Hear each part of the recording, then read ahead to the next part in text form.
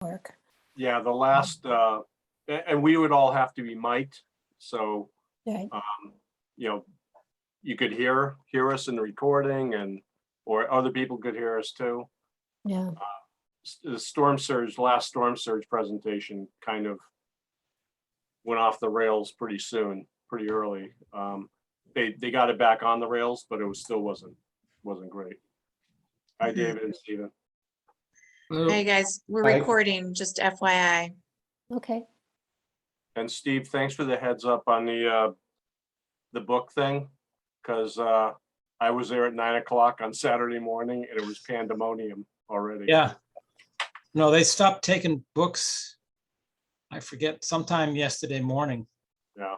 Oh, the library took them today. Really? Yeah, Oh, they must have caught up. Was there a book drive? I didn't hear about it. I wish I had. well, there's the Friends of the Library having their book sale. Oh, book sale. Okay. Yeah. So they collect them for a couple days beforehand and Got they it. got way more than they could use. I have so many to bring in. I'll have to wait till next time they do it. Oh, at least they're doing it. So They usually do it, I think, twice a Drop year. off at Bresnahan for, that's there now. Okay. I thought it was just closed at Brad's. Is there a book one there now? Yeah, I wrote it down because I'm trying to clean out my attic. I think it's at the Bresnahan. Okay. Yeah, it is. It's next to where the clothing drop is. Okay. There's also Um, one in the parking lot on Washington. Well, that one isn't there anymore. No, there it is. I just bought some stuff over there a couple weeks ago. Well, I don't know. My wife said it was gone. Ah, maybe they moved it and brought it to the Bres because I didn't Mhm. remember there being one at the Bres. Yeah, I Yeah, there just bought wasn't. something over there. That's new. So Yeah, Okay. well, maybe it happened since then. Yeah, it is at the Bresnahan. It's on the what do you call it? North Atkins side. Yep. On Steve Moore's side. yeah. yeah, Here we have.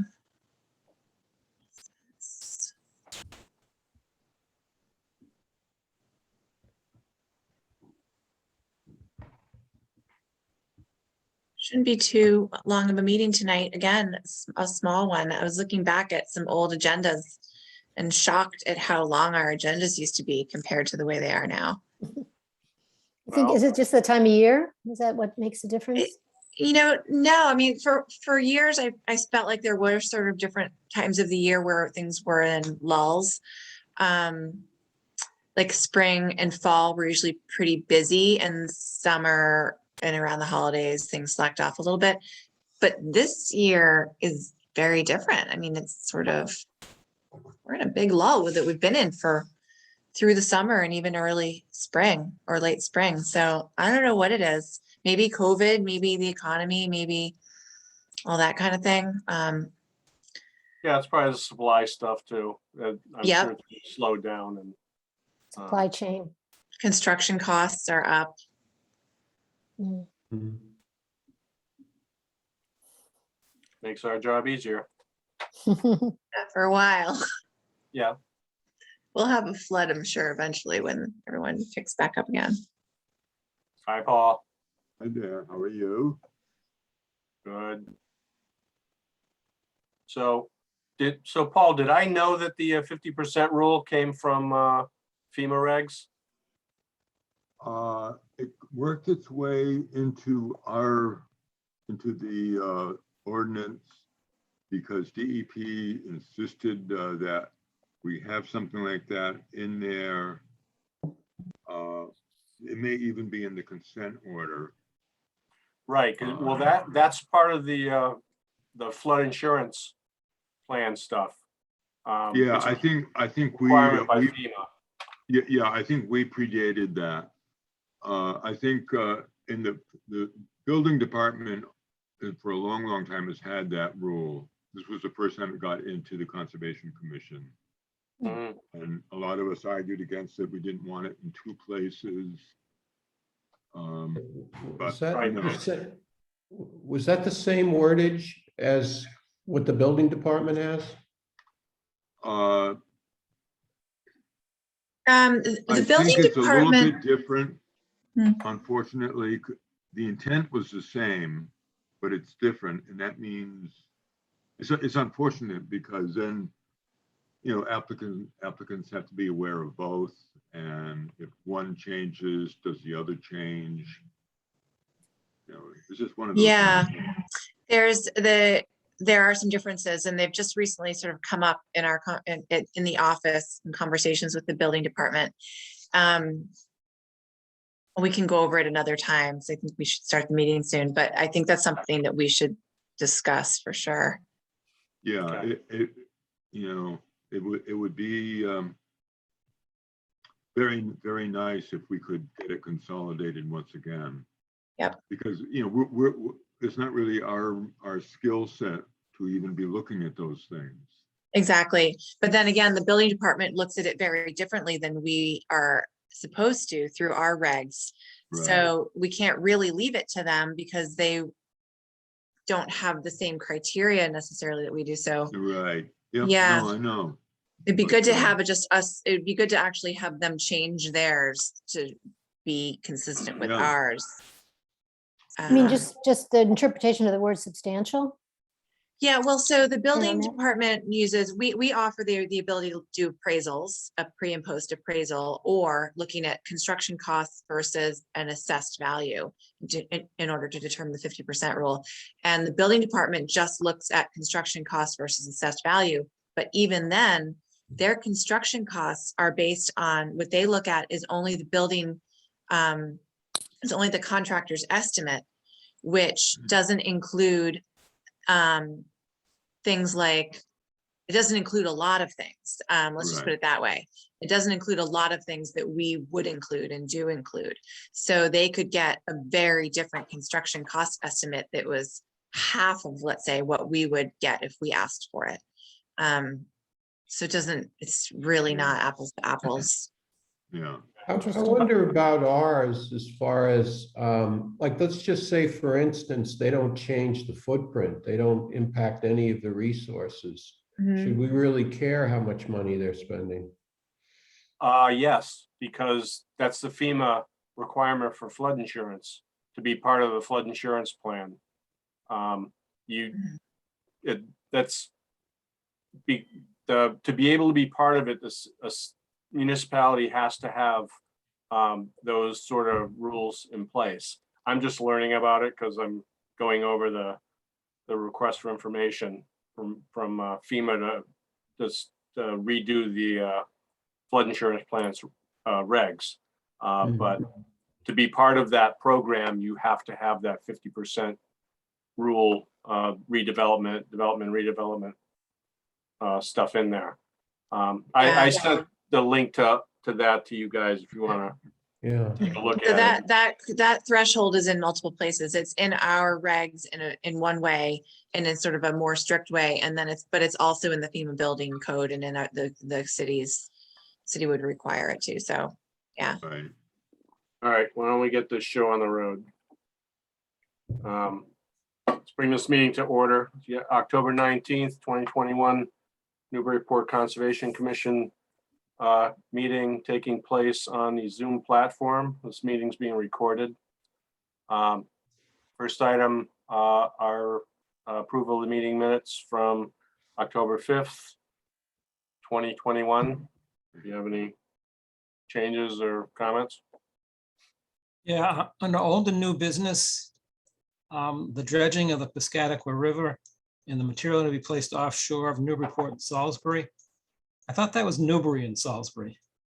It is, you're right. It should say Newbury and Salisbury. Okay. That was all I had. Okay. Anybody else? You get a motion?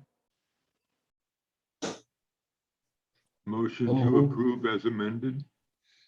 Second, Paul Healy, Yes. Steve Moore, yes. Dan Warshaw, Yes. David Vine, Yes. Carol Wagon, Yes. and I vote yes. Next item. Do we have any Plum Island updates? Yeah, I can give a quick update on the core bag project, which is moving forward this week. They're hoping to mobilize out there. We had a site visit last week, a pre-construction meeting with the consultants and the contractor and DCR. And we determined all the rocks that got placed at the end of 73rd Street during that storm and when we had the emergency with the water line, those are all going to be removed. Core bags are going to go in their place. The concrete blocks that had sort of tumbled down the beach are going to be pulled back and reset where they were before in order to support the structure of the core bags, which is how it was designed and how it was permitted. So that will happen also. And after construction is complete, the intent is to cover all the core bags with sand. And we have sand to do that. But rather than place that sand over the bags now, right before the winter season and the heaviest storm season, where it will all basically just wash away, we would expect it to wash away pretty quick. We're going to wait until the spring and then place the sand over the core bags, which will protect them hopefully through the spring and summer, protect them from a heavier load of solar rays and degradation and that kind of thing. So that's basically the update. It's really positive. They're looking forward to getting started. Is any fencing going to go around that to keep people from walking on it? DCR was asking about that. There'll be signs that go up. Once the project is complete, I don't know if they can put fencing around it because fencing on the water side would be within the high tide zone. And fencing on the other side would potentially be like at the edge of the street or property. So rather than fencing, they're going to do signage. Also, they don't really want to drive anything into the actual bags themselves. So that's the goal, is just put up some signs. Yeah. All right. Anybody else? All right. Let's go on to certificates of compliance, etc. First one is, or the only one is Joe DBA's Kelleher Pine subdivision, certificate of compliance correction. Yes, I sent you all an email because I added this on the agenda at the last minute because we uncovered an error. Well, if you all remember, Carol may not because she hasn't been on the commission as long, but we typically get these requests for certificates of compliance for properties out in the Kelleher Pine subdivision and the other subdivisions along Hale Street, the Quail Run and all those areas. And they're very, very old. And it's really just that nobody closed these things out properly when they were first constructed. And then what happens is a property owner will go to transfer their property to someone else and the lawyers say, we need a certificate of compliance. They come in and the commission issues one. And typically you've been issuing complete certificates of compliance for these old file numbers. But then what happens is the lawyers go and record them just with the one property, just with the one deed. And so we keep having to do the same thing over and over again for every new property owner. So in this case, what we decided to do was go back to, this was for 0510091, which is the Kelleher Pines, is 142 lot subdivision. And it was originally, this certificate of compliance was voted on by you guys in 2013. And you issued a complete certificate, as you can see here, but what we've done, but it was issued for a property on Bradbury Lane. I think it was Bradbury Drive or something. And they recorded it just for that one lot on Bradbury Drive. So what we've decided to do is go back and just correct this old certificate of compliance. And instead of referencing just one lot within the subdivision, which would have been what the applicant was applying for, we're referencing the entire subdivision. And we're going back to the original plan book and page number that was on the original application. And even though that doesn't necessarily exist in that way anymore, by referencing it and all the lots in the subdivision, we're hoping that the registry will apply it to everything as needed moving forward. And we spoke with a lawyer about this. Charlie Palmisano is handling this one. And he agreed that that was a good approach to try and take care of this once and for all. So, Will all some you- reference to that show up on all the deeds for every property? Because unless it does, then it could still be a problem. well, we would hope that it would show up on all the deeds for every property, but if they don't do it that way at the registry, if that's, and I don't know how the registry works in that, at that level, but if they somehow can't do that, at least we have this that we can pull out each time someone comes in and show that this has been registered, because what we will get back from the registry is a certified certification that this particular certificate of compliance was registered. It almost doesn't matter at that point whose property it was registered with. If this is registered, we could give it to another property owner and they could take it to their lawyer doing the title searches and whatever, and show that this is applicable to their lot as well. And then maybe they could take a copy to the registry and have it recorded with their lot. And again, this is prompted by a homeowner right now who's going through this with trying to sell this property. And he and his lawyer feel satisfied that by just making this correction and reflecting it in this way, it will solve their problem. So I'm assuming if it solves their problem, it should solve everybody else's as well down the line.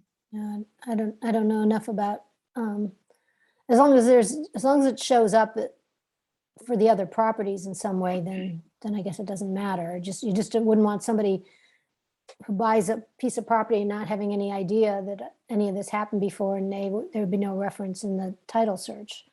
So Right. Well, that's what's been happening. That's why we're in the situation we're Oh, in now. I see. Oh, That's okay. why we're doing this, because that's what's been happening. This was issued, this certificate of compliance for this project, for this order of conditions was issued in 2013, even though that was way, way, way too late. But it doesn't come up when people look at their deeds. It only comes up for the property that it was registered with and that it's listed on, that was listed on this, this particular section right here, number 3. Previously, this had said whatever the address on Bradbury Lane, and it gave the assessor's map and plat number and parcel and lot number for just that one property on Bradbury Lane. And by doing it this way, we hope that we can get it, if not recorded with all of the 142 lots, that at least it could be utilized in the future by the other lot owners without the commission having to go back and do it over and over again. Yeah, it seems like it's worth a try, and we got nothing to lose, because if it doesn't work, then we're back to where we were before. Right. So, Okay. Right. I kind of hesitate to say this, but I mean, if this does work, is it worthwhile to notify the 142 property owners of this? We could send them a copy, all of them in the mail, and ask them to record it with their property. It's not a bad idea. yeah, that's a good idea. It's a really good idea. Julia, Yeah, you're because that way probably at going least- to have to describe this though 140 times. I can write one letter and just send it to everybody.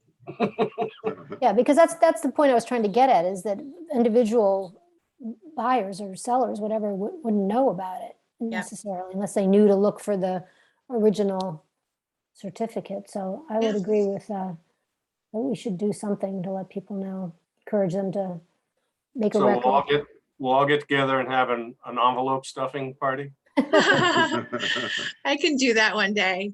No worries about that. But Well, maybe it could go out with the tax bills or a water and sewer bill. yeah, I mean, I think I can easily get a printout. I could get labels done for those properties. I could get that from the assessor's office and I'll figure out how to do it from there. If I need you guys to help me stuff envelopes, I will ask you. But that's a great idea. I want everybody to have a copy of this. Yeah. Who thought that 30, not even 30, how long has it been? Like almost 50, 40 something years later, that we'd still be dealing with the subdivision and it would not be in an easy way. So There must be some properties that have been sold and the title search didn't find this. yeah. Well, Joe Diaz, is that how you pronounce his name? He says a DBAs. DBA. So Joe DBA said that when he bought his house, they didn't notice it at all. No one asked about this at all. And only now Oh, yeah. the new lawyer wants to know. Well, yeah, that's why you can't just have this one document that's not tied to the individual properties. Yeah. I don't think, Yeah. because people won't know otherwise. All right. Okay. So, we will need a motion. To approve the corrected certificate of compliance? A second, Roll call, Paul Healy, yes. Steve Moore, Yes. Dan Warshall, Yes. David Vine, Yes, Carol Wagon, Yes. and I vote yes. All right, we'll see if we put this one to rest finally. Can I get a motion to open the public hearings? So moved. Second. All in favor? Aye, Aye. Aye. opposed? Okay. The only item on the agenda is Michael Doyle, 39 Reservation Terrace, notice of intent. Okay, let me see if I need to bring anyone over. Mary Rimmer, I'm gonna promote you to a panelist, as well as Michael Doyle. So you can present the project, and I have all the documents up here as PDFs, so you can unmute yourselves and you can let me know how you want me to proceed or what you want me to show. Great, thanks very much. Here I am. So this is about a 1/4 acre parcel that was approved for reconstruction, rebuilt in 2014. There was an order of conditions issued to Ross Solomon under DEP number 50510912, which I believe was issued a certificate of compliance as well. And the house was basically rebuild, entirely rebuild and put on piles. And so the applicant is a new owner, Mike Doyle, who I think may be present tonight. He may or may Yes. not be here. Yeah, he's And- right. Do you see him anywhere, Julia? Yes, he's here, and I moved him over also as a panelist, so he should be able to unmute himself and talk if you'd like him to, or if he needs to. Yeah, Great, I'm here. thanks. Thank you. So the project is essentially to take the what is now a 2nd-story deck right there and create a 1st and 2nd-story addition in roughly the same footprint. It's slightly larger so that it meets up with the west side of that, the jog right there on the left side of the first picture there. Yeah. So it's yep, and it'll be. It will be elevated similar to the main body of the existing house. Yep, it will require one additional piling at the corner where it meets the flush with the other house yes, that back corner here. right Yep. there. Thank you. Yep. And then and some stairs that are going to come out from the new addition. Those existing stairs that you see will remain in place. So it's a 1st and 2nd-story addition with a deck on top of that. So it's the total new lot coverage, including the new little steps and the bump out there, is 59 square feet. So this is thank you. That's the plan view image showing the existing deck outlined in black, and the new work in crosshatch, you can see. So you can see that they proposed wood piles to support the new steps on that. Oh, okay, we'll do, yeah, see right there. Thank you. About 15 square feet there. And then the new coverage on the side is about 44 square feet with the new H pile on the corner there. So there would be, yeah, like I said, it's a 2-story addition with the deck above. The existing deck right now, there's not a lot of vegetation underneath it presently, but we do, there is some, and it's very sparse, but it's about roughly 300 square feet or so, give or take, and we're proposing to mitigate that two locations on the site. The one is near the street in an area that's poorly vegetated. So we've got almost 100 square feet right along there where there is not a lot of vegetation right now. And then the other is in front of the bordering house there, the house that comes right up to the property line. The applicant has put in a number of native trees and shrubs since he's purchased the property. Those shrubs that you see right there are northern arrowwood. There've been a number of beach plum and Rosa rugosa planted in the throughout the area, and those are shown on the survey here. So those are additional plantings since he's purchased the property. We did get the zoning sign off, and so I think, Julie, you have a copy of that. Yep. So I guess at this point, I would just open it up for questions. I do have some photos if you need to see additional photos as well. And here's the plan, here's the elevations. The elevations, sure. So this is the area. This is the area that's currently just a deck right now. They're building above it and below it. Is that correct? Existing property looks fairly close to the ground level. Has that been documented? What is the current elevation on the lowest horizontal member above the ground level? It is it's minimum 2 feet above grade. It just received a certificate of compliance. It was required to be a minimum of 2 feet above grade. And I think it looks like it's probably just about at that. We do have some spot grades on the plan, and it's roughly elevation 9 in that area, which is the flood elevation. Yeah. Dan, I understand what you're talking about, but I think when you, a lot of the vegetation that's grown up around it sort of obscures and makes it look like it's closer to the ground than it is, but I do believe it's 2 feet. Yep. There's actually some vegetation growing a few feet under the building as well. That image doesn't show it very well. Yeah. Yeah.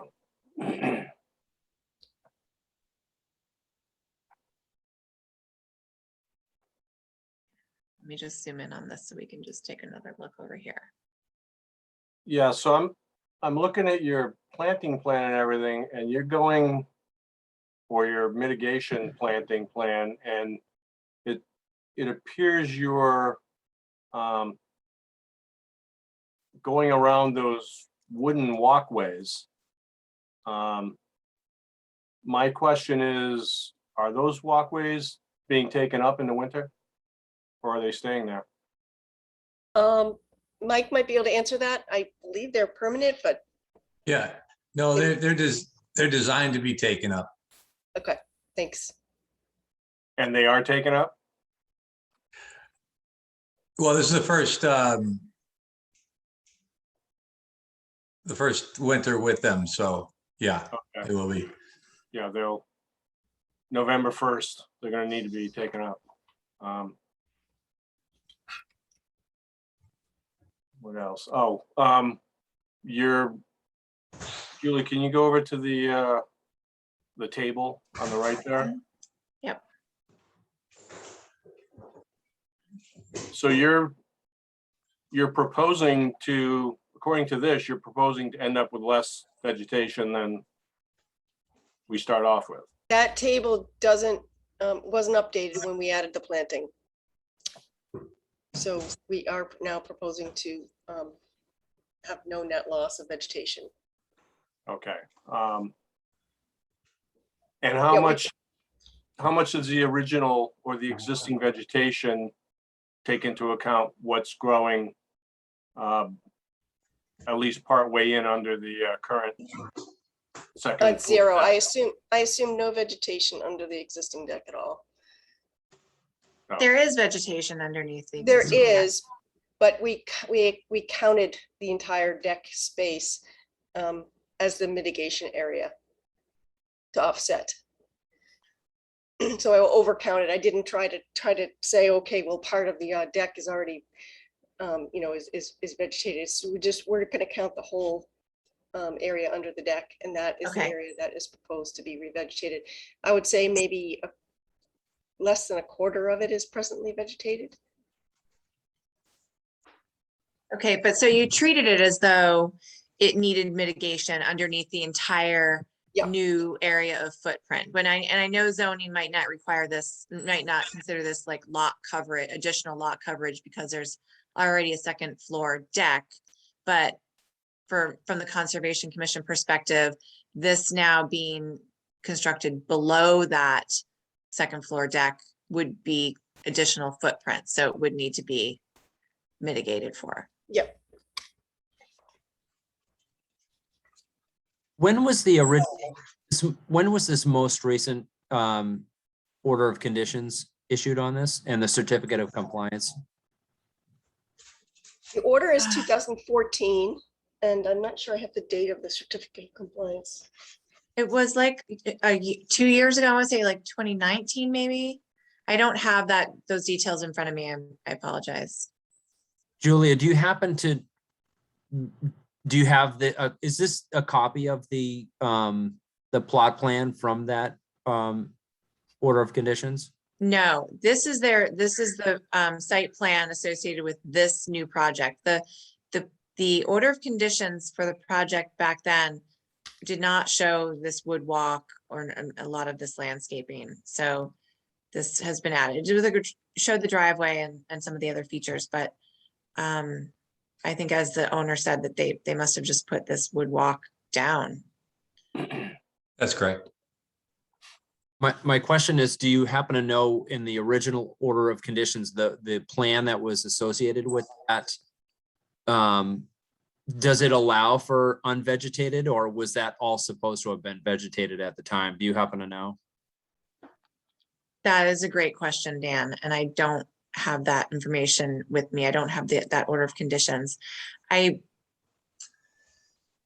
might have looked that. I feel like I probably looked that up and didn't see anything, didn't see any special conditions, because typically I do look up an old order for special conditions, and there may not have been any on this, but I can go back and double check. I have a copy of the order. Oh, of you do? conditions here. Good. Were there special conditions related to vegetation? It looks like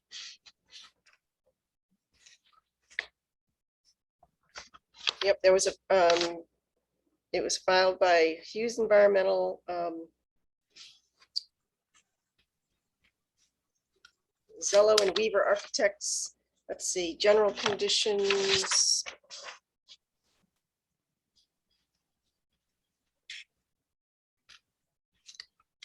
Pre-construction, special conditions, excavated material from proposed project to remain on site, material to be placed as fill if part of the approved work shall consist only of approved beach grade sand. If additional soils are required for plantings, beach grade sand must be used. The applicant may use as much beach grade sand as they wish to accomplish the approved mitigation area. The material used for the driveway and parking area should be the crushed stone, clamshells, or other pervious material approved by the conservation administrator. Any dune grass damaged or destroyed during construction, either on or off site, shall be replaced in kind or on site or on the adjacent dune.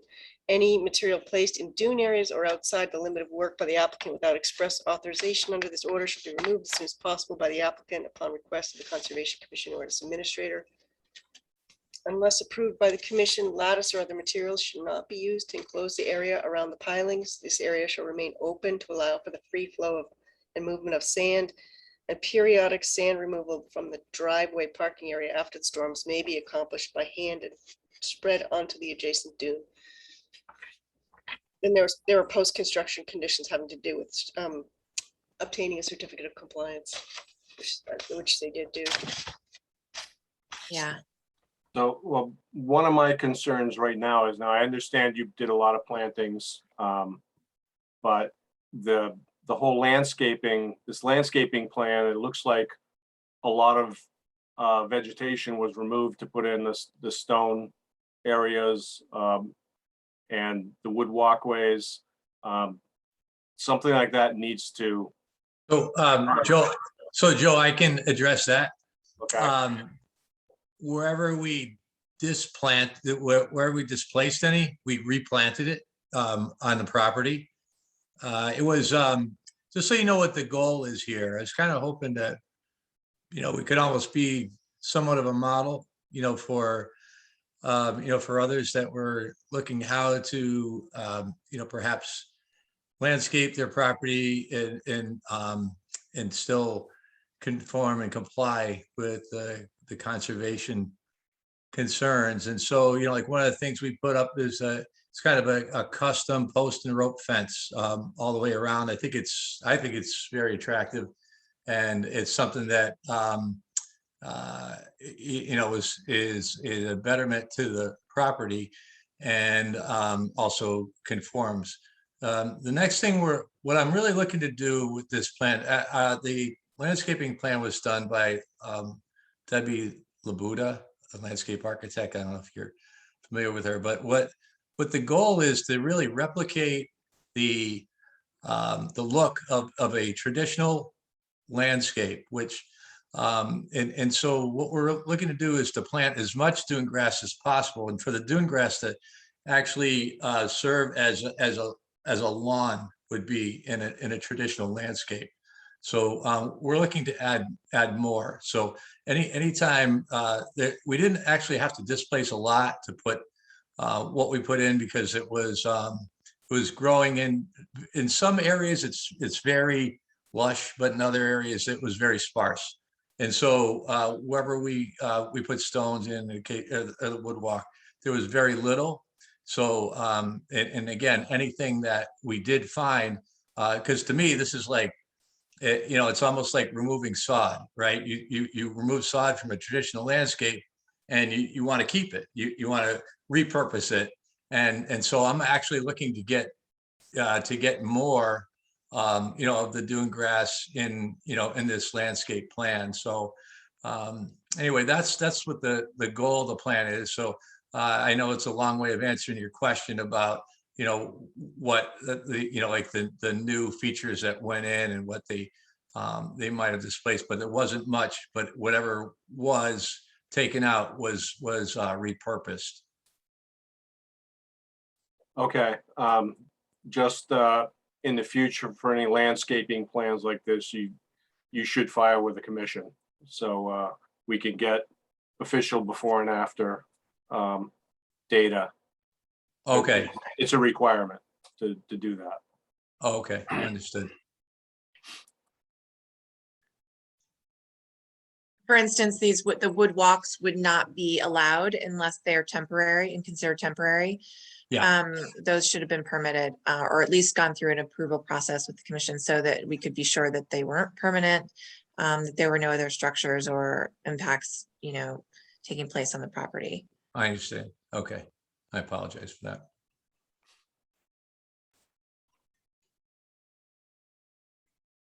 Anybody else have anything?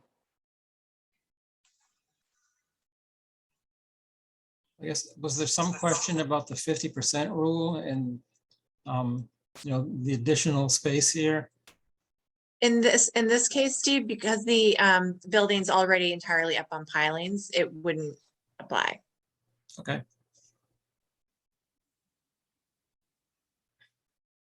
Does I'll just throw it out there. Does anybody have any interest in a site visit for this?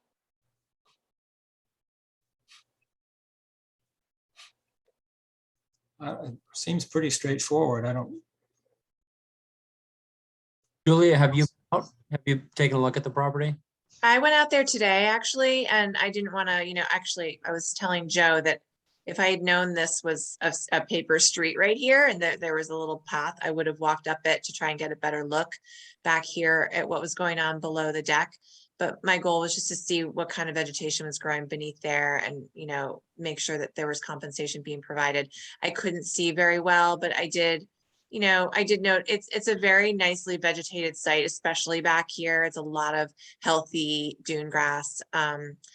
And these wood walks, I'm not really sure how they're going to be taken up and not be permanent. That's something that's maybe concerning to me because they look fairly permanent, but Other than that, it looks good. I'm just happy to know that this entire area was considered what needed to be mitigated for in terms of plantings. And that was the biggest concern I had. Yeah, Um, that entire area, the new lot coverage is about 50, like I said, 59, I think, square feet. It's a little over 300 square feet if you consider the whole deck, existing deck, and we're proposing about 318 square feet of mitigation in some areas that are unvegetated presently. that pretty much answers what my was. Where would that additional vegetation go? Because you can't tell from this Yeah, plan. in those stippled areas in green. Oh, there, okay. Yep, yep. Where are the walkways going to be stored? Can you, And how can you gonna you do this? store them Yeah, under the building? underneath the, there's a big, I want to call it a garage. It's like a huge kind of carport area there underneath the building. Yeah, I think if you go up, Julie, you can Yeah, okay. work it out the other way. Maybe we can see it from the photos. Hold on a sec. Underneath here. Yeah. Okay, because, yeah, we just don't want to upset another area.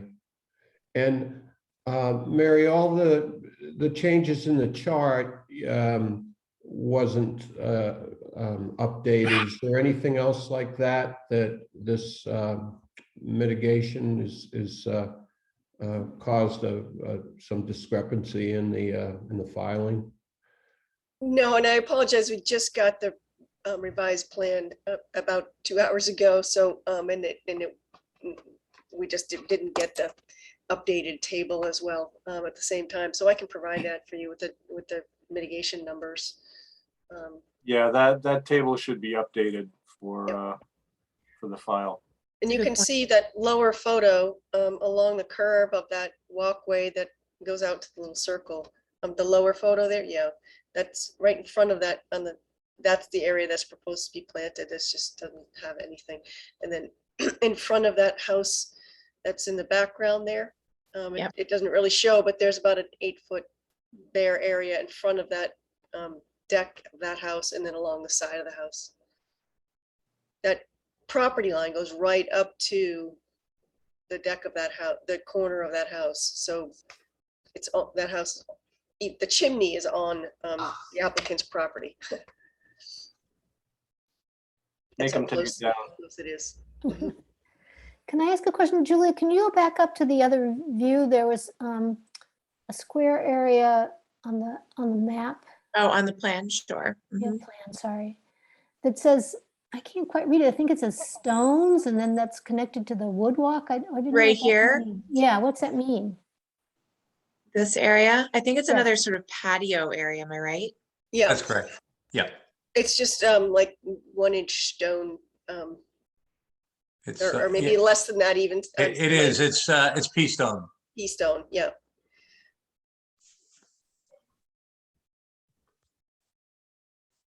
And the circle area is pea stone as well.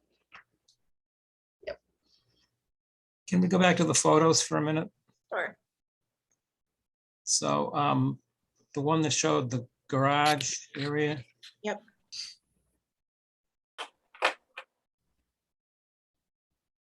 Well, I guess that's not it. This one? Yeah, this one. If I look at that wooden walkway, it looks like it's sitting on 2-by-somethings. That's correct. I was thinking these were like the Moby mats that we use out on the beach, that you just roll them up. Right. I don't see how you're gonna take these up for the winter unless they come in short sections. Yeah. So they're all, if you're familiar with Trex decking at all, Yeah. it has these connectors that you use to, connect the different sections together. And so it's just a matter of just taking them apart in sections of 6 feet and stacking them, storing them. Okay, Okay. it's like a lot of work. Yeah, I mean, it is a lot of work, but the the real challenge of this is, you want to create, a space that is, it's pedestrian friendly. We have a dog, and so, we're concerned about ticks and everything in the grass. So, it's just it's a very, it's a very, kind of attractive way just to get from one part of the, because when we first bought it, we're just concerned that the outside space was going to be completely useless to us. So, we just wanted to create something that was going to be a little bit more useful. And so, yeah, so it's a lot of work, but it was a lot of work building it too. Actually, I'm not a particularly handy person, but my brother came down and we built it together. And it took some time and effort, but and so the same thing will be involved. And I mean, it's not going to be nearly as difficult to take it up as it was to build it. I can tell you that. What's preventing us from allowing this, as aside from the fact it wasn't permitted, but I mean, could this be permitted?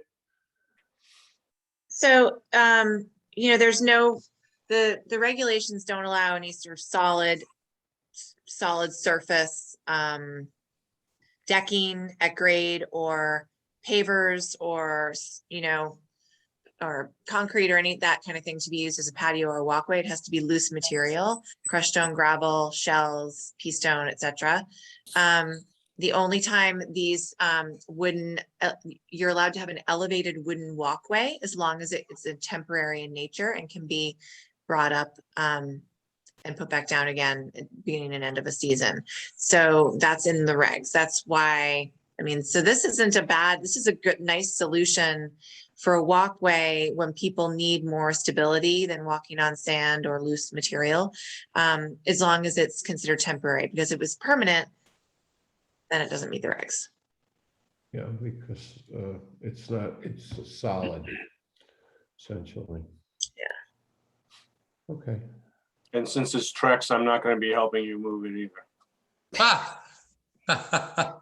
Well, you won't get any splinters, Joe. So This is true. I've Yeah. used a lot of Trex. yeah. All right. We have any other We need questions? a file number for this too, Mary, just Oh, to we don't have- FYI. We haven't Yeah, I got a don't file know. number yet, That's a hold up on that, their end there. Yep. so we're not closing this tonight anyways. All right. Commission have any other questions? No. Is anybody from the public have any questions? Raise your hand if so.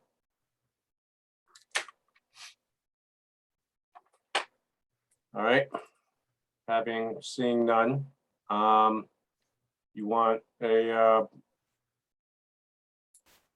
why can I never bring up the word? Postponement? Continuance. Continuance. I always blank on that. We are not having a meeting on the first Tuesday because it's election day. So it would be on the whatever the second Tuesday. November 16th.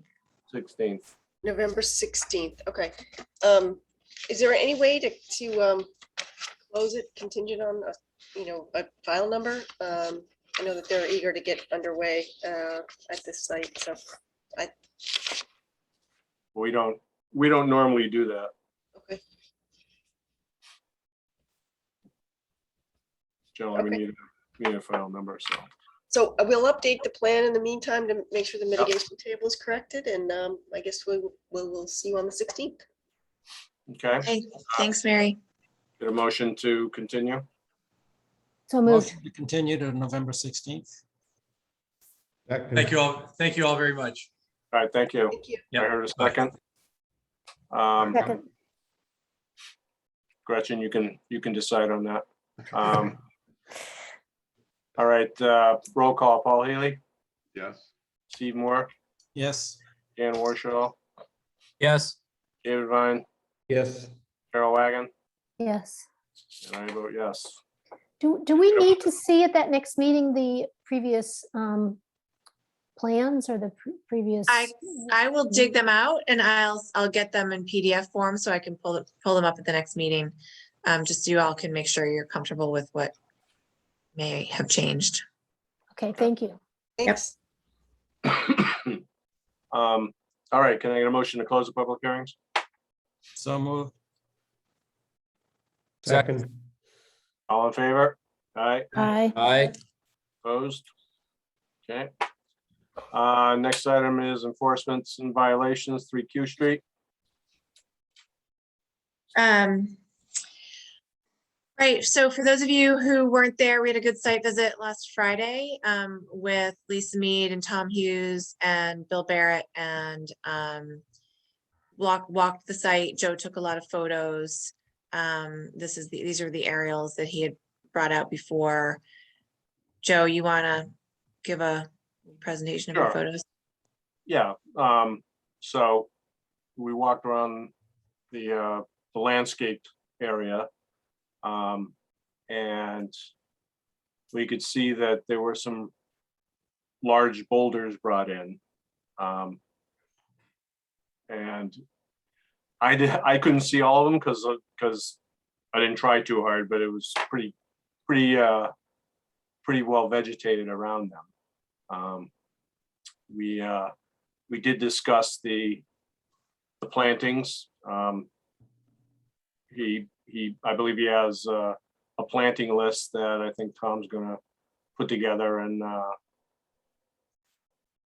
guess we'll see what's actually planted in there. I do know that these ornamental grasses, I don't know if the seed pods, those top furry seed pods there, whether there's any viable seeds out of them, but those things were all over the place. I don't know whether they can take over an area or not. So you want to go down to the next one, Julie? So then we had this faux bluestone wall that was added to the blocks that are there. And so I pulled out in the our Barrier Beach regs. There, can you go back up to the other one, Julie? Yep. Construction or alteration of any coastal engineering structure shall require review and approval by the commission. From what I know about walls like this, I don't think the only attachment to those blocks is the concrete along the top edge. Maybe it is, but in a lot of cases, they do anchoring further down, and there may very well be anchors into these concrete blocks holding that wall up. So, and you go down to the next photo, you can see these blocks, this wall comes up higher than the blocks. So they've materially changed the coastal engineering structure, which I'm of the opinion that this wall's got to come out. And I'd like to know what they did to the blocks to get it to stay up there, because I can't believe that the only thing anchoring that whole wall to those blocks is that concrete there. Yeah, I'm and just that's gonna zoom in real quick. Joe, I just want to zoom in and see here. Okay, so this is actually wider than it looks from the top. Looks like it's almost two levels when you go down a little bit. I'm not sure. Are you seeing that? yeah. And it looks like I had originally thought that they poured concrete in between the blocks and this new sort of concrete stone facade. But now it looks like they just capped it. I'm just not sure. I don't know if the thing is stable or what. Yeah, and they've changed the blocks. There was no permit. They've changed them. We don't know what went into putting that up there. And I don't know, but I'm personally not comfortable with allowing them to keep that, regardless of if they take off course or not. There's a good amount of mass there too. So the faux stones are most likely pretty dense concrete. So they've definitely changed that wall. We don't know how. Lastly is I just took a picture. That's the old foundation for the garage they took down. Julie, was that the wood framing there on the bottom left? Was that for a shed or was that a ground level deck or what was that? Yes, so that was like a little addition. So this was where the garage was. You can see the concrete edges of the concrete foundation. And then this area with the framing was like an add-on to the garage. Historically, they had like a little additional shed area attached to the back of the garage with this different foundation. Excuse me. And we also discussed that tree on the right because it's it's more or less healthy. I think it's an ash tree. But yeah, you can see the lighter colored area there where there used to be another large branch that came off, and the discussion was possibly to have that tree removed. Well, because Partly this is because- where they put the new shed. The new garage, yeah, if they put one in there. And I don't have an issue with removing that tree just because it's leaning toward the neighbor's yard or the deck and everything, so it doesn't seem super stable either. But that'll be up to them to work through. And that, what did I miss, Steve? And Carol? If we go back to the block on the wall. Yeah, that one. I don't know. If we asked them to just take them down level with the cement blocks, would that be adequate or? Well, my issue is we don't know what they did to the concrete blocks. Right. We don't know how they changed them. They could have poured a whole new concrete wall back there and just put the facade in front of the concrete wall. I mean, that could be an entirely poured concrete structure behind those blocks. Right. It could be. I mean, You I know, almost with a feel like face- this needs like an after the fact NOI. Well, Is that yeah, I was permissible? gonna I ask mean, about that. well, As far yeah. as I don't know that we would, I would never voted to allow them to do that. I don't know what anybody else thinks, but that's, how long has the wall been in place without the addition here? The blocks themselves, was that ever shown on a permit plan? all those blocks. Yeah, Those blocks have been there for a long time. They show up on, they were there, the regular concrete blocks show up and I believe they're in the 2017 photos. I'm sure Yeah. they've been there for decades. They've yeah, been okay. there. So They're probably probably, it's just their modification of an existing wall that probably isn't permitted, but is been there. right. And maybe those are the same blocks they put in, on Reservation Terrace and all that.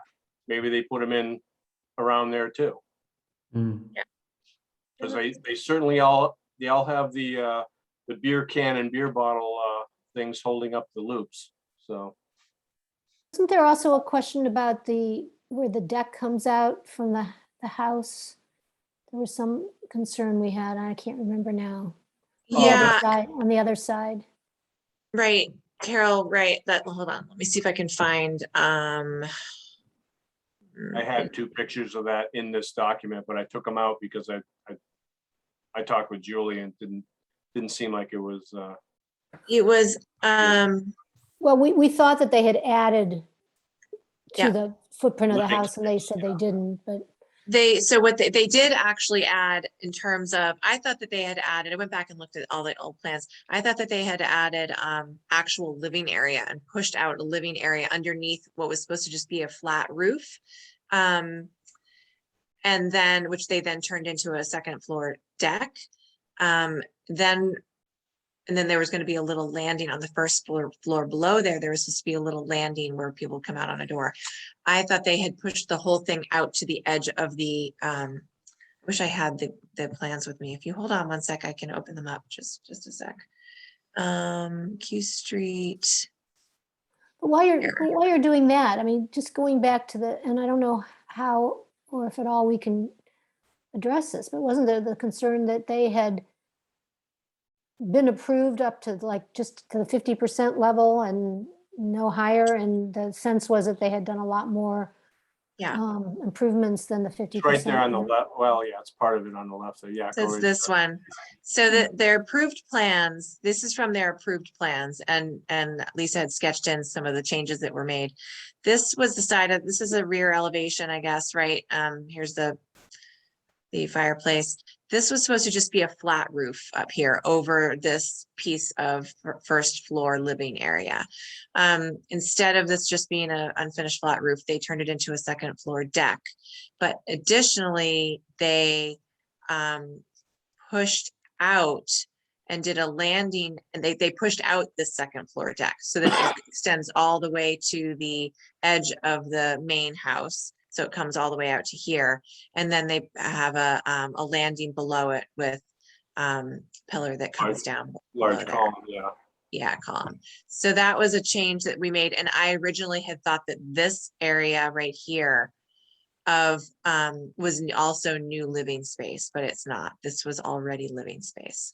So really the only additional footprint they added was this new landing covered by this second floor deck. But as Carol mentioned, they weren't allowed to make any changes because they were at to the dollar, the 50% threshold. And there was a very specific condition that required them to come back with a revised plan and a revised appraisal with any changes that were made. And so there were several changes made and they didn't come back. I mean, who knows if it pushes it over the 50%. I would think that if they changed anything, it would have pushed it over the 50%, but you know, they're going to do an appraisal.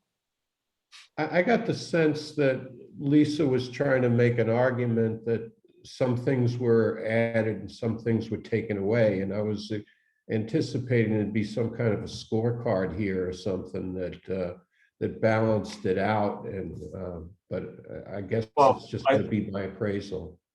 Well, it would be, I would like to see what differences there were, what they changed, a whole list of the things they changed.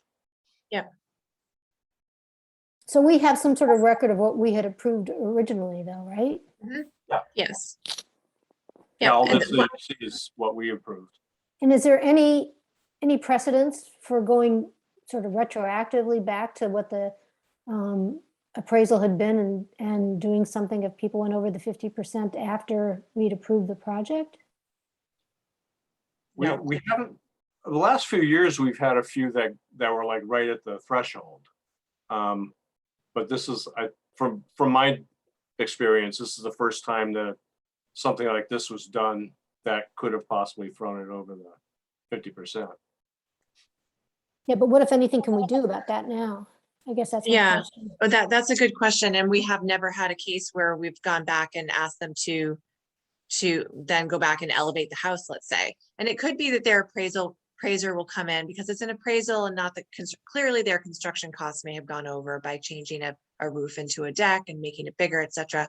But if they also might say that they saved money on certain areas that we don't know about. Their appraiser could come in and say, well, you know, adding that second floor deck doesn't actually materially change the market value of the house. it's, you know, not that big of a deal. It wouldn't have caused a buyer to spend more or less on the house. So that may be what they come in with and say that there's no change to the appraisal. But if there was a change, if we got a peer review and the peer review said, you know, they could come and look at this house finished now and say, oh, it's worth way up here.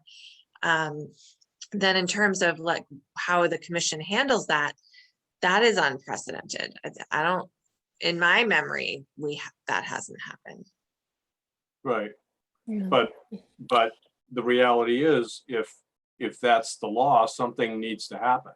You know, if that's a requirement and they go over it, you know, just the fact that they came in and designed something right to the 50% and then they change stuff, that's a them problem, not an us problem.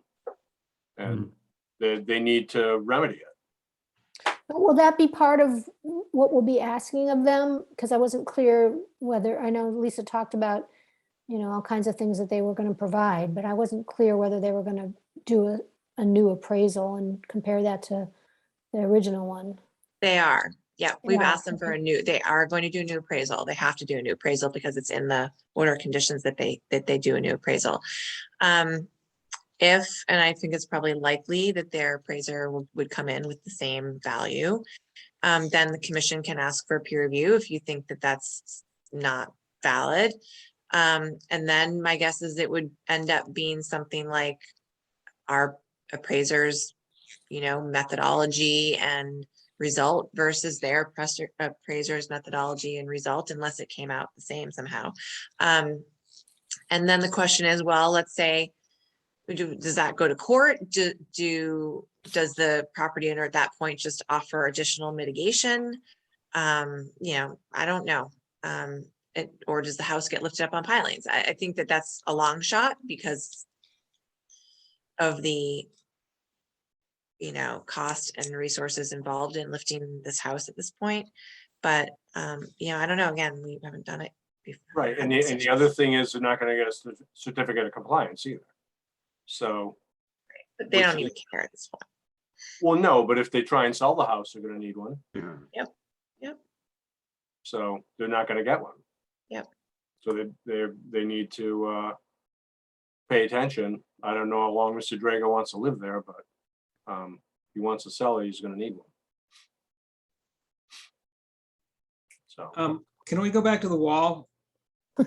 Yep.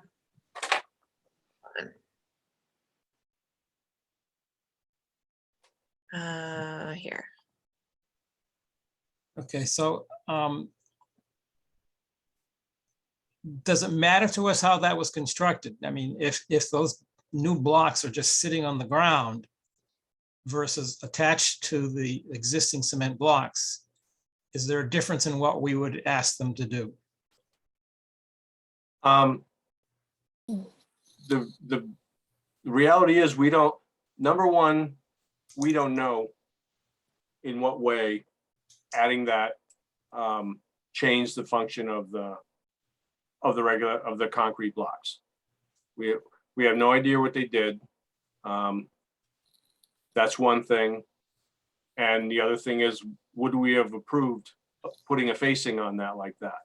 And I know I would have asked for a sign off by a coastal engineer as to whether it would materially change the functionals of those concrete blocks, and I know it will. It's stiffening them. It's basically connecting all those blocks together. Okay, well, You know, we have a coastal engineer sitting on the commission. yeah. You want to offer an opinion? You want to sign off on it, David? Yeah, right. I mean, I'm just thinking of it, let's not think, as far as I'm concerned, you've changed the mass of it, you've changed the structure. I mean, you've altered it. And I think, personally, I think it goes back to that question, would we have allowed this? Or think in terms of if those were large stones piled up against there, would we allow that? And There are large stones on the other side of the new wall that we observed when we were out there. Oh, yeah, they brought in some big stones too, but they're not up against the wall. Well, yeah, but I mean, if they were these stones, we'd probably ask them to remove them. Right. It's only because this has some nice look to it that we're really having so much trouble deciding on this. Yeah, well, that's my point too. They've changed the mass and they've changed the function of those blocks. Okay. So Well, we're thinking of well, asking them to totally remove it. That would be my preference. Well, my concern with the blocks is that if they're not secured properly, I mean, regardless of whether or not they should have been put there or not, and whether or not they were permittable to begin with, at this point, are they causing more harm than good in terms of the safety? Are they going to be a hazard if this is the V zone, is if there's high wave energy, if there's a storm that comes in, that we know storms can knock these blocks off their foundations. Could a storm, because this is elevated higher than these, could it work its way through eventually over time, that concrete cap? And then eventually a storm comes along and pushes that facade off and breaks it up, and pieces of the facade go flying and become hazardous. I mean, I just am not sure it's a safe way to even, whether it's you want to facade the wall because it doesn't look nice, or whether you want to reinforce the wall to make it stronger. We don't know if this was the right thing to do. That's my concern. Yeah, Well- they've made a material change to that wall by adding this one. So unpermitted too. Okay. All right, so I understand everybody's reasoning. The landowner next door did the same thing. Correct. So we need to go after them also. Yes. Well, we need to decide what we're doing with this one Right. first. And then I'll need Steve, to what do you go- mean? Steve, what do you mean by they did the same thing? I mean, because They- the wall continues around? Yeah, the cement blocks continue around, and Yeah. this veneer that was put on That's continues onto the other neighbor's property. so- So I don't know if we can't decide on what we want to do with this without the applicant present, can we, or can we? Yeah, no, I think that they're gonna come forward at the next meeting, which is in November, with hopefully a new appraisal, hopefully everything we've asked for, the landscape plan, showing all of the details of what they did, calculating whatever potential impacts to the dune vegetation there were or were not, the changes to the approved plans, obviously going along with the appraisal. And in this case, I'd like to see with regard to this facade on this wall, that it's been looked at by an engineer to determine whether or not it's safe or having any adverse impact on either the wall itself or could have it on the dune or on public safety. So that's Did what we didn't ask them for that, did we? we didn't ask them for that, but now this conversation, I think. Right. Yeah, So- I think we need to ask for that, because it's, to me, it's kind of like, they have the right to file a notice of intent to do this, and, if they can prove that it's okay, we can issue an order of conditions. If not, we can deny it. Mhm. But, I think we have to let them have their say at what it was they were trying to do, and that it was done correctly. And one thing I went to the neighbor's property and I clicked on that part of the wall or that area. And according to the MEMAP software, that pretty much whole entire section of wall that has this facade on it is on Newburyport property.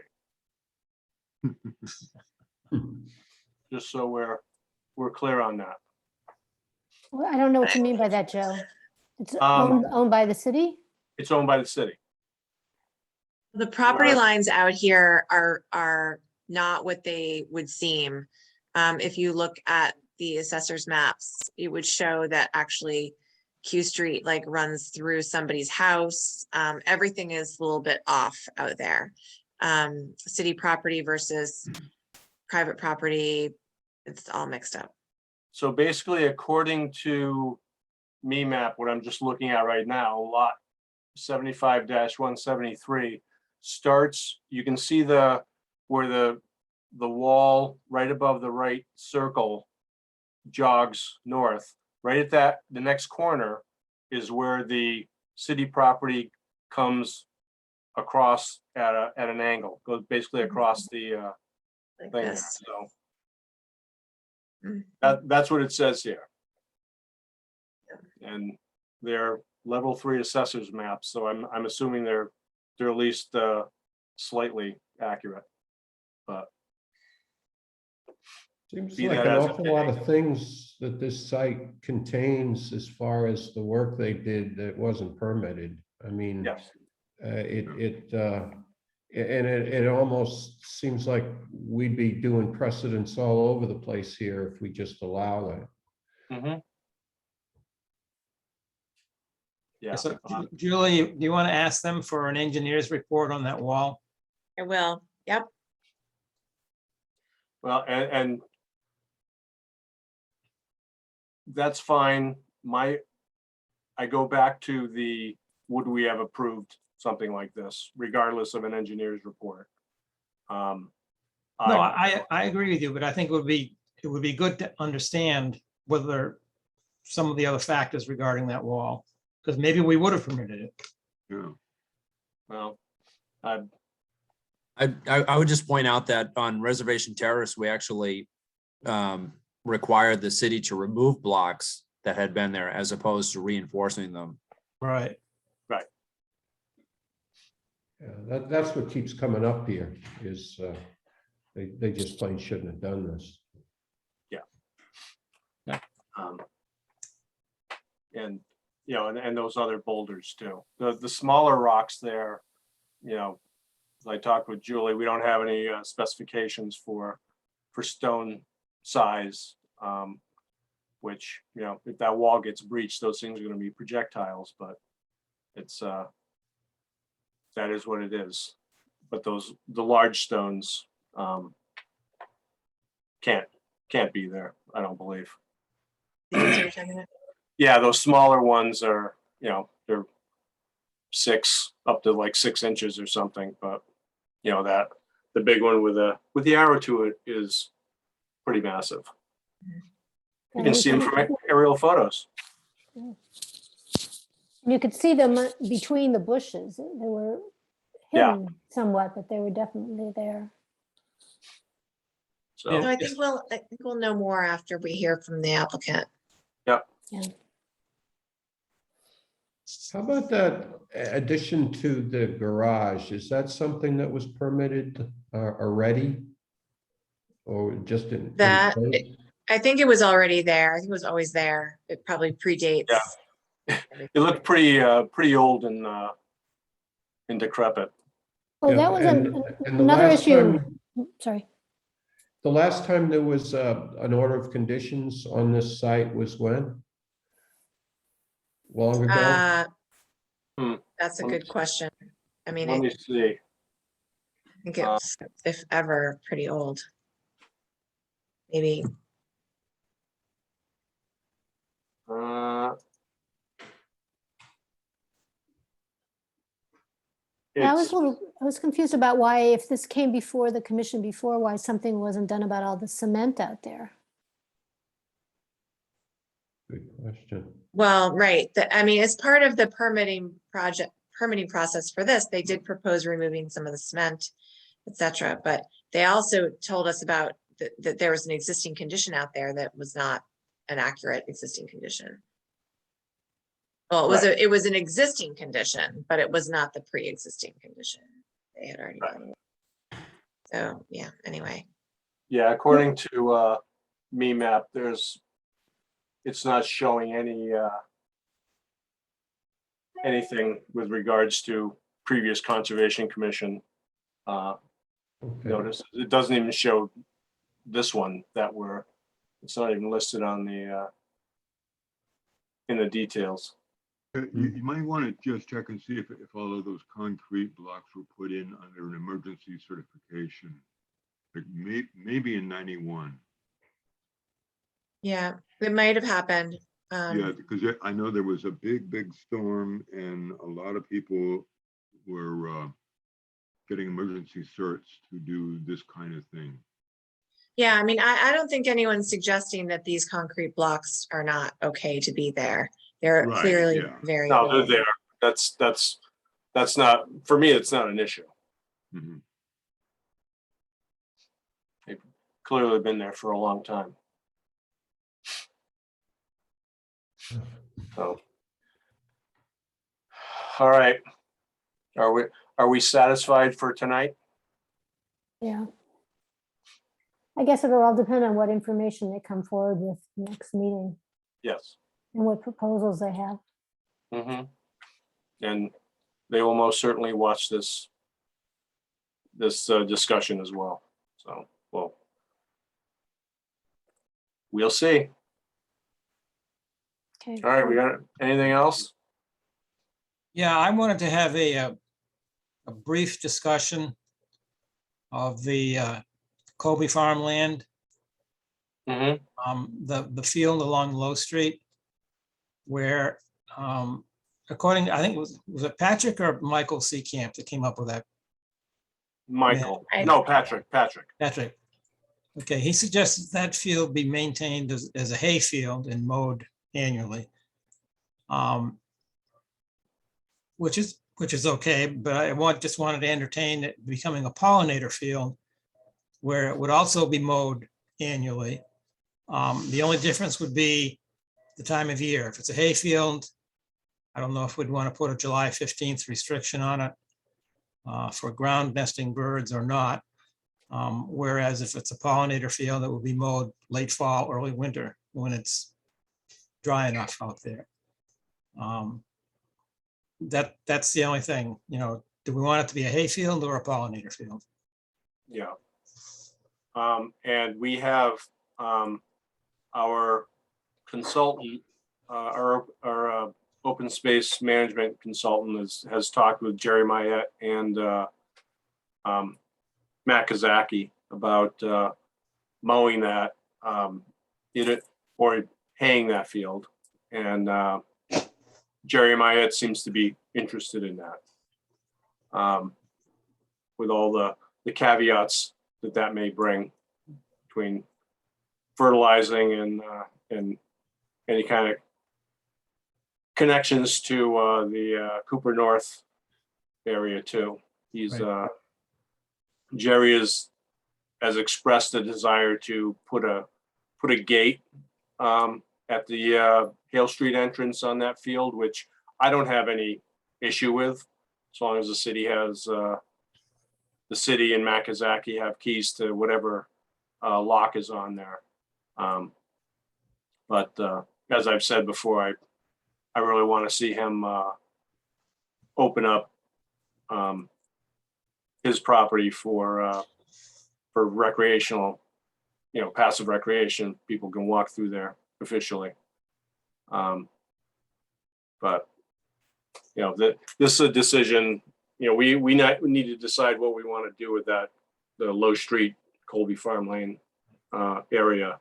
And I don't have an issue with it being a pollinator field, but I don't think Jerry's going to have any interest in mowing it. If so. And he wants, We would pay him presumably. we'd have to pay him as opposed to him paying it and not paying. If it were a hay field, would we ask him to mow the other properties associated with Colby Farm for free in exchange for getting hay? That's a distinct possibility. Okay. And that's something we can discuss too. If that's something the commission wants to have done, you talking about lot number 1 behind there? Yeah, Yeah. I know there's a good amount of woody vegetation back there too, but we can certainly have that as part of the deal. If we just have him mow this, and can we do parts of the upper, the backfield as as a pollinator field and let him mow the front ones or let him hay the front ones? Well, I think the existing the field along Hay Street is a good hay field. The other part of the property, I don't think has been hayed or mowed in any way for a long time. Right. So I would suggest that all be, pollinator. Okay, yeah, so I was confused as to which one you were talking about. I'm totally good with having the Low Street, the one facing Low Street as a hayfield. That's not an issue. Okay. And then just And have, everything else be a pollinator. yeah. Anybody else have any comments on this? I'm getting tired of talking to Steve. My only comment is that there may be some interest, and maybe this was how it was developed in terms of being recommended as partly a hayfield in the beginning, is for the preservation of that historic agricultural use out there. Yeah, but we, keeping it open, yeah, that's true, and that's why part of Cooper North is hayed now. But the whole thing was hayed before too, and then we stopped the back part from being hayed. But no, I think a hayfield would look nicer, and especially if we get that fencing out of there and get all that garbage that's growing up around the fencing taken out. It would certainly look a lot nicer.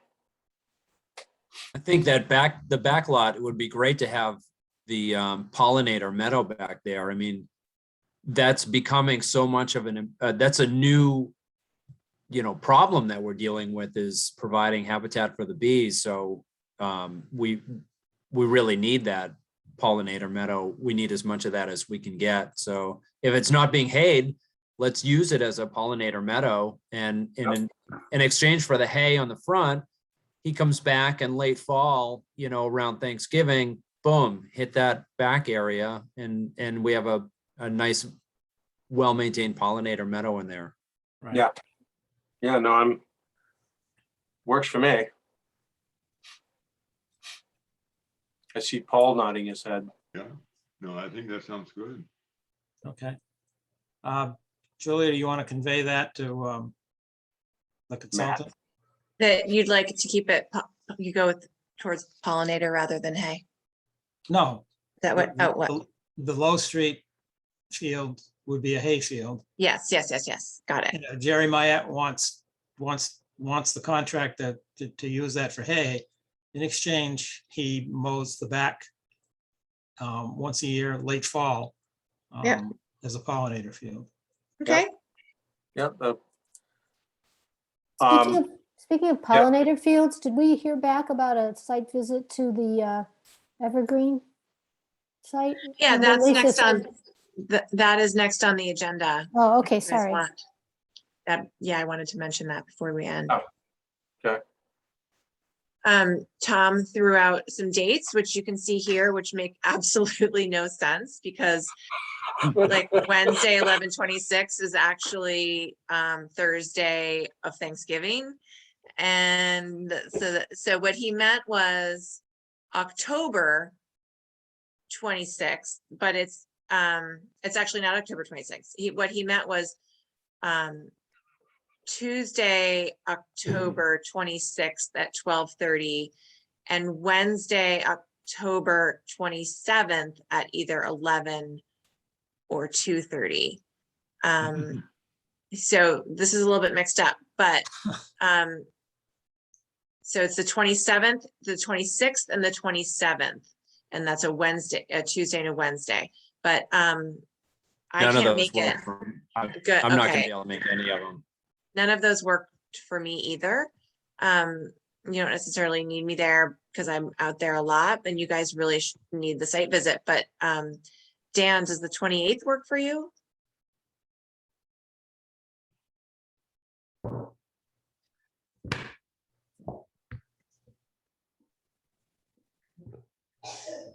Or anybody else? rather No, than. that whole week, I'm no good that week at all, so. We could ask to push it to the following week because that's still. I mean, in I'm time. okay with, I don't need to be there anyway, but I'd like to be, but if everyone else can go, set it. Well, let's I- quickly, I can do either of the 26th or the 27th. Or the Me too. 27th would be preferable. okay. Either way, I'm okay. What time is it on the 27th?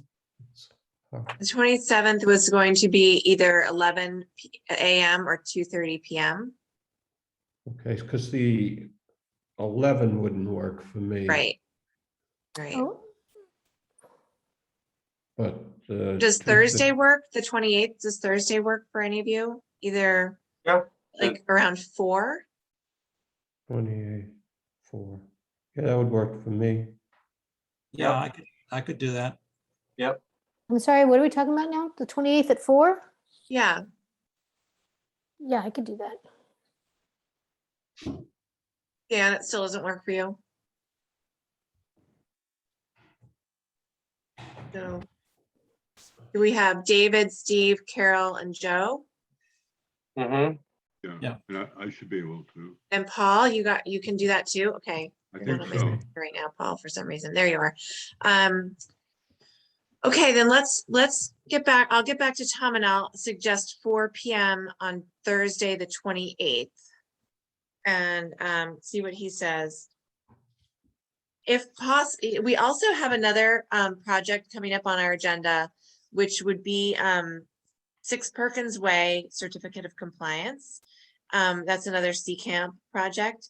And and I think it's a good idea that we go out and have a site visit on that one. If we did a site visit at both Evergreen and Perkins Way on the same afternoon, would that work for you all, or is that taking up too much time? Yeah.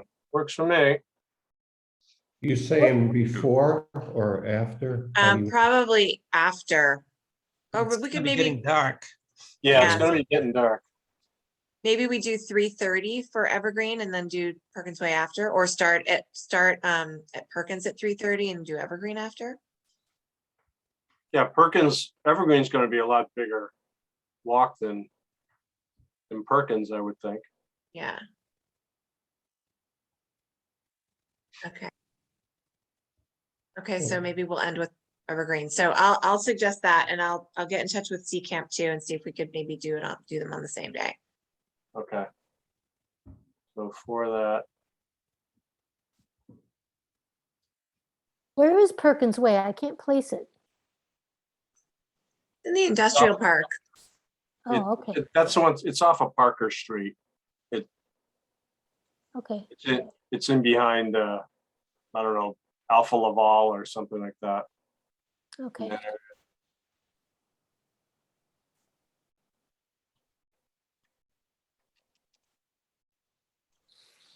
All right. Do we have anything else? I don't have anything else. Okay, Anybody else? motion to adjourn. Second. All in favor? Aye. Bye. I, Opposed? All right. Thank you, everybody. Yeah. Thank you. Thanks all. Good night. Right. Bye-bye. Bye.